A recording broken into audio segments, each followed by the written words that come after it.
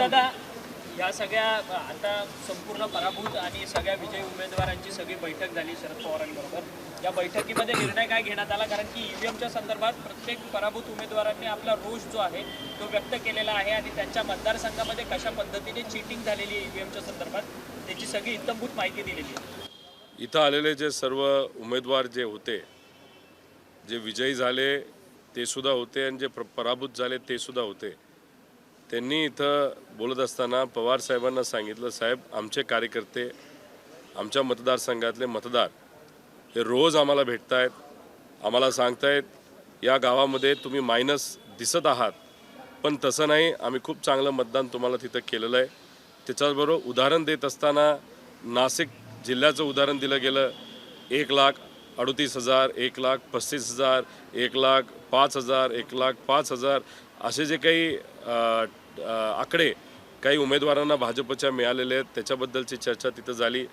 काही गावांमध्ये हक्काचं गाव होतं, स्वतःचं गाव होतं, तिथं आम्ही मायनस जाऊच शकत नाही, तिथंसुद्धा आम्ही मायनस गेलेलो आहे हे सांगण्यात आलं. त्याच्याचबरोबर EVM मशीनवर 99% हे तिथं बॅटरी होती, असं कसं असू शकतं असाही प्रश्न तिथं केला गेला.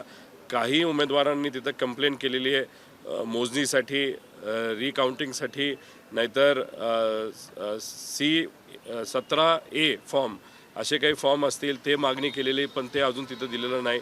त्याच्याचबरोबर काही ठिकाणी म्हणजे जसं की माझा मतदारसंघ याच्यामध्ये लोकसभा आणि विधानसभा याच्यात खूप मोठ्या प्रमाणात मतदारांमध्ये वाढ झालेली आहे.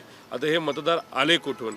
मतदान खरंच झालं का मशीनमध्येच ते मतदान हे भाजपला दिलं गेलं? म्हणजे पार्लमेंट इलेक्शन म्हणजे लोकसभा इलेक्शन आणि आत्ताच्या इलेक्शनमध्ये या महाराष्ट्रामध्ये 74 लाख ते 82 लाख मतदारांची नोंद तिथं वाढलेली आहे. त्याचबरोबर गेलं विधानसभा आणि आत्ताचं विधानसभा याच्यामध्ये 98 लाख मतदार हे वाढलेले आहेत.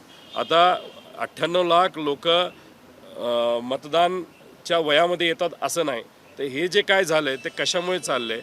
तर सगळ्या उमेदवारांची इच्छा अशी होती आणि विनंती अशी होती की याच्यात खोलात जाण्याची जरूरत आहे, वकिलांचा योग्य असा वापर करा, कारण का याच्यामध्ये एकच कुठंतरी सोल्युशन निघतं आहे, नाही तर कन्क्लुजन निघतं आहे की ज्याच्याकडे पैसा आहे, जो कॉन्ट्रॅक्टरचा मुलगा आहे, जो एखाद्या नेत्याचा मुलगा आहे, जो एखाद्या बिझनेसमॅनचा मुलगा आहे, अधिकाऱ्यांचा मुलगा आहे आणि जो सत्तेत आहेत तेच फक्त जर निवडून येणार असतील तर सामान्य लोकांचं प्रतिनिधित्व करणारे जे उमेदवार आहेत, जे उद्या आमदार व्हायला पाहिजे होते आणि त्याचे मुद्दा तिथं मांडायला पाहिजे होते, असे सर्व बाहेर राहिले आणि फक्त पैसेवालेच पुढे आलेले आहेत. आणि मग पैसेवाले पुढे येत असतील तर सामान्य आणि शेतकऱ्यांचे विषय, कष्टकऱ्यांचे विषय मांडणारं कोण या विधिमंडळामध्ये आहे? त्याच्याचबरोबर चर्चा करत असताना काही असे लोक निवडून गेलेले आहेत ते भाषणात नाही तर बोलण्यामध्ये सभ्य भाषा कधीच वापरत नाहीत, खालच्या लेवलला जाऊन तिथं भाषा वापरतात. मग खऱ्या अर्थाने लोकांचं प्रतिनिधित्व करणारे लोकच जर विधिमंडळामध्ये जाणार नसतील तर मग लोकांचे प्रश्न कोण मांडणार असाही मुद्दा इथं मांडला. त्यामुळे अशा पद्धतीची चर्चा इथं झालेली आहे. त्याच्यामध्ये लीगल विषय हँडल करणारी एक कमिटी तिथं निर्माण केलेली आहे. त्याच्याचबरोबर आदरणीय पवार साहेबांचं सर्वच उमेदवारांचं म्हणणं आलं की येणाऱ्या काळामध्ये जे काही लोकल बॉडी इलेक्शन आहे, महानगरपालिका, जिल्हा परिषद, पंचायत समिती, नगर परिषद, ह्या सर्व इलेक्शन ज्या पद्धतीने आम्ही आमदारकी लढलो तसंच येणारं प्रत्येक इलेक्शन आम्ही लढणार आहोत. आमच्या कार्यकर्त्यांना आम्ही विश्वासात घेणार आहोत, अशी भूमिका सर्व उमेदवारांनी या ठिकाणी मांडली.